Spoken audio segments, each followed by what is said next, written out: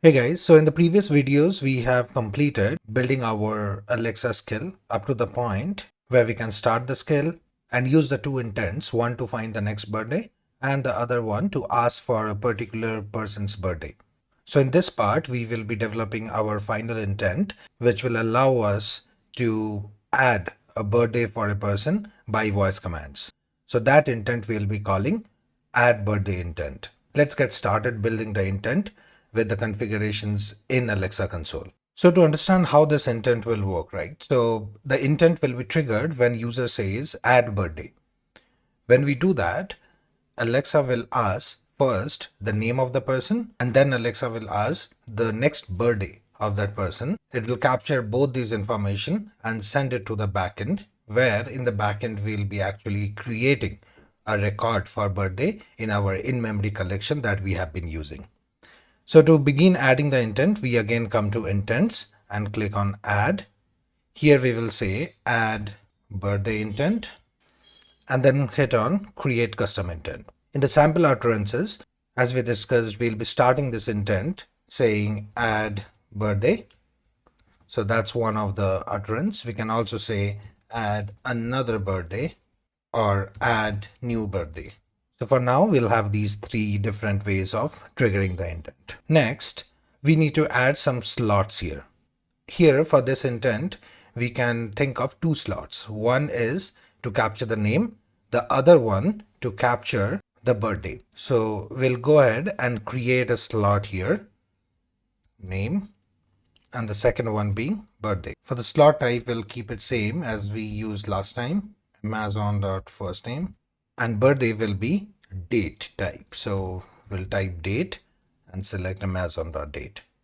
Now here the difference is we are not getting the slot value as part of the issuance command, right? The issuance command, we are not passing the name or the birthday. So what we will do is we'll create a dialog for that. We will hit edit dialog here. So we are brought to this screen. Here what we will do is we'll say slot filling. Inside this we'll say that is this slot required to fulfill this intent? We'll say yes, because without a name we cannot add a birthday. So here it will ask how will Alexa will prompt? What will be the Alexa speech to prompt the user to give that name? So we'll add, please tell me the name of the person you wish to add. Okay. Now how will user respond to this question from Alexa? The user will say the name, the slot that we just created. Or user may say his name is name. Like his, user may also say her name is name. We may also say its name. Okay. Now it asks whether it needs a confirmation for that slot. Okay. So we will not keep the confirmation at each and every slot level, but we'll keep it at the intent level. I'll show you how. So for now, we save this and go back to our intent. Here, next we will deal with the birthday slot, how we are asking the question for birthday slot. We'll go to edit dialog and we will say that yes, this slot is required to fulfill the intent. And here we'll say, what will Alexa say? So Alexa will say, please tell me when is the next birthday. Now, before this question is asked, or before Alexa asks this question, Alexa has already captured the person's name, right? So we can make Alexa say that name. If in the first question user responds the name as Mary, the next question here Alexa will ask, please tell me when is the next birthday for Mary. Okay.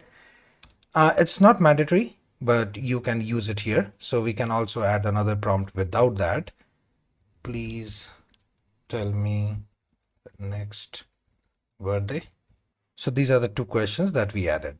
Now coming to user utterance, user will respond saying a date, right? So they may just say the date as birthday, or they may say it's birthday. And user may also say Mary will celebrate her next birthday on date. Be imaginative and add more if you want. So for our testing, we'll keep it like this for now. Okay, so now we'll save and go back to the intent again. Okay, so what we did so far, we created this add birthday intent, which gets triggered using add new birthday or add another birthday, so on. We are not passing any slot values as part of this. Instead, what we are saying is we will be capturing these individually using the dialog that we just configured here. The last setting here that we need to do is we need to change this dialog delegation strategy to enable auto delegation. So what it will do is Alexa will automatically ask the first question, then the second question, and then once it gets both these questions answered, it will go for a confirmation, intent confirmation. So once the confirmation is received, it will send that whole data in one request to the backend. You can make it manual, you can make it disable auto delegation. In that case, Alexa will send a response after capturing each and every slot value, and you will have to, from that skill, return a response and make Alexa ask the next question to the user and capture another intent.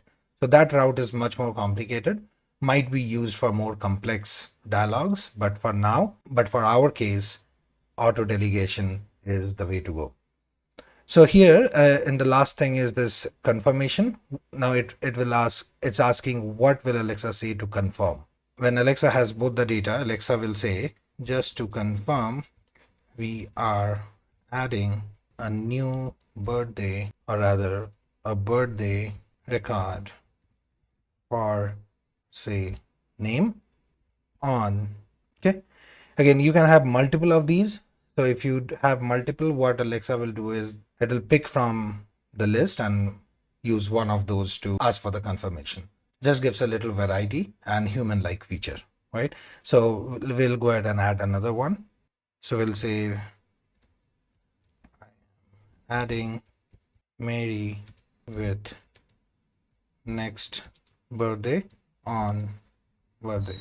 This is all we need to configure here, even before going to code testing, right? To check how your intents are mapping to the slots or your dialogues are matching to your intents. You can also try this evaluate model. This will not actually give you those requests that you can test for your backend. For that, you will have to go to test. But here you can type an utterance and see which intent is getting fired and what are the slot values that are getting set in a more easy format than looking into a JSON response. Say, for example, we say add new birthday. So you can see the intent that got fired is Amazon.fallback intent. The reason being we have not built the model yet. So let me first build that. So now as you can see, the response came as tell me the name of the person. And it also mapped it to the correct intent that we wanted. The slots are currently empty. Now in process of these dialogues, Alexa will fill up these slots one by one. So tell me the name of the person. I will say John. Now see, John gets populated in this slot. Now it will say, tell me when is the next birthday for John.